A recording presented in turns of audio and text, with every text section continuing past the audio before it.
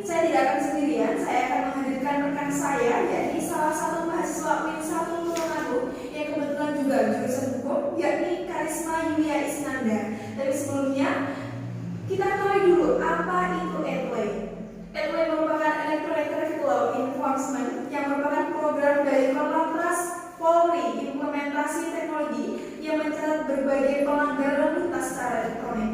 Teknologi ini dianggap berguna mendukung keamanan, keselamatan, dan ketertiban lalu lintas. Aturan program ETLE tertuang dalam Undang-Undang Nomor 22 Tahun 2009 tentang lalu lintas dan angkutan jalan. Pasal 272 menyebutkan untuk mendukung kegiatan penindakan pelanggaran di bidang lalu lintas dan angkutan jalan bisa digunakan peralatan elektronik. Apakah tilang elektronik ini akan efisien dan banyak disetujui oleh masyarakat? Untuk menjawab dari pertanyaan ini, saya akan berdiskusi dengan rekan saya.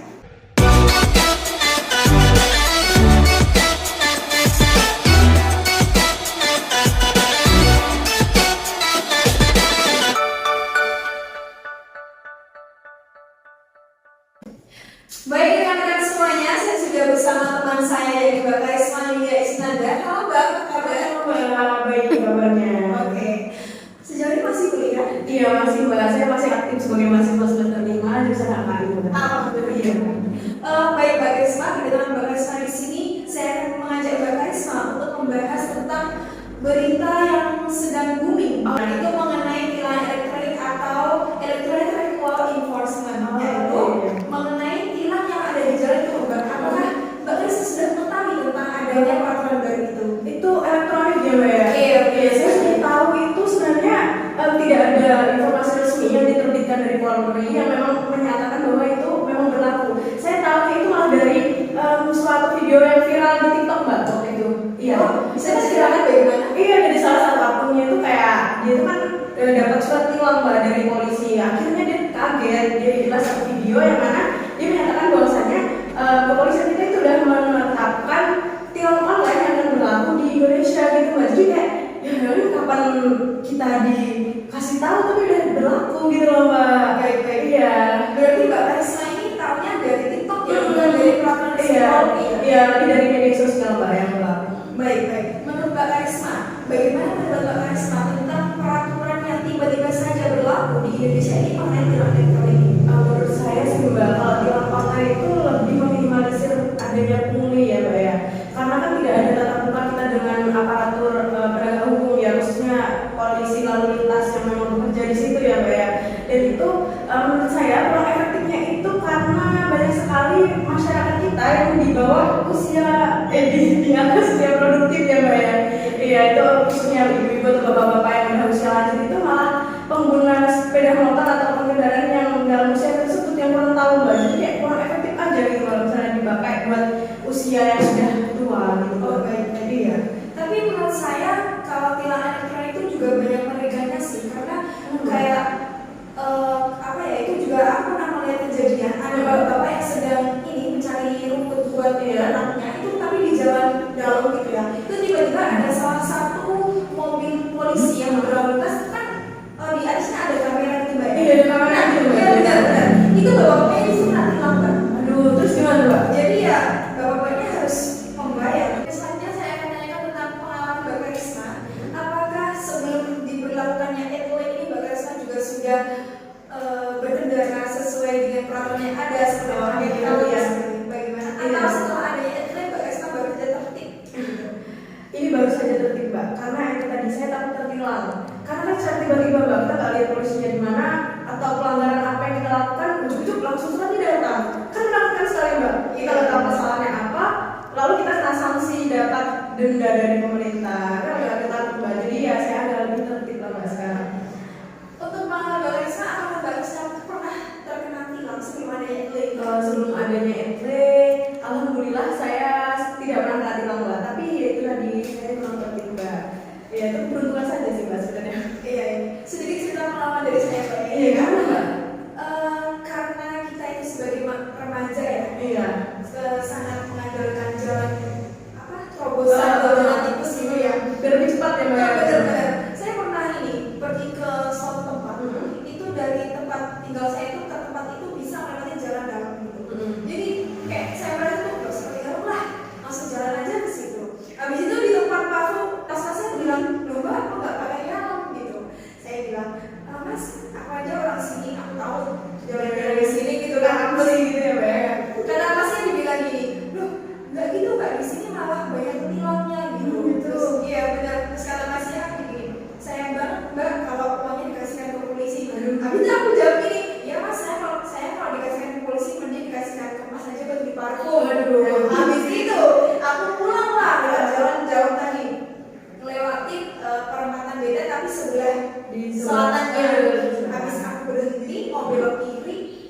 polisi datang, terus apesnya Mbak Haji. Iya. Berarti kita itu nggak boleh mengandalkan hanya karena tahu jalan tikus. Iya, betul banget, Mbak. Setelah diadakannya etle ini, saya lebih tertarik lagi dalam berlalu lintas. Iya.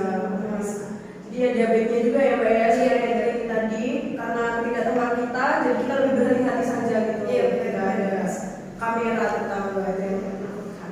Baik Mbak Karisma, boleh sampaikan kesan-kesannya atau sarannya kepada pemirsa untuk apa namanya? Lebih berhati-hati. Benar, atau menaati peraturan yang sudah berlaku di Indonesia. Iya. Silakan. Buat pemirsa di sana, terutama yang menonton podcast ini, jangan lupa selalu patuhi aturan berlalu lintas agar kita itu tetap safety. Sebenarnya peraturan pemerintah itu kan dibuat untuk melindungi kita ya, Mbak, sebagai beberapa pengendara yang ada di jalanan gitu. Itu saja saran saya. Gunakan alat-alat berkendara dengan lengkap, helm harus digunakan. Jangan lupa selalu bawa surat-surat kendaraan Anda dan juga pastikan lampu sen Anda tetap menyala. Udah baik aja. Iya, baik Mbak Karisma. Iya. Mengenai lampu sen itu sepertinya kayak pengalaman di jalan Iya, ibu itu kan. Iya, Mbak. Yang sennya ke kanan tapi beloknya ke kiri. Baik, itu juga sangat meresahkan teman-teman semuanya. Baik, untuk yang sudah mendengar podcast ini, angka baiknya untuk orang tua dikasih tahu kalau beloknya ke kanan, jangan sennya ke kiri. Baik, gitu ya. Iya. Baik teman-teman semuanya, karena pengalaman Mbak Karisma tadi sebelumnya belum mengetahui tentang adanya peraturan etle ini, di sini saya sedikit akan menyampaikan informasi kepada teman-teman semuanya tentang cara kerja etle ini. Yang pertama, etle ini ditempatkan pada kendaraan-kendaraan patroli atau biasanya di atasnya mobil polisi itu. Yang kedua, perangkat secara otomatis menangkap pelanggaran lalu lintas. Yang ketiga, perangkat mainkan bukti pelanggaran langsung ke rumah yang melanggar tersebut. Kemudian selanjutnya petugas mengidentifikasi data kendaraan menggunakan electronic registration dan identifikasi. Kemudian petugas mengirimkan surat konfirmasi ke alamat publik yang melanggar. Lalu pemilik kendaraan melakukan konfirmasi melalui website atau datang ke kantor Subdirektorat Penegakan Hukum. Dan yang terakhir, petugas menerbitkan ulang tilang dengan metode pembayaran via BRIFA. Demikianlah teman-teman yang bisa saya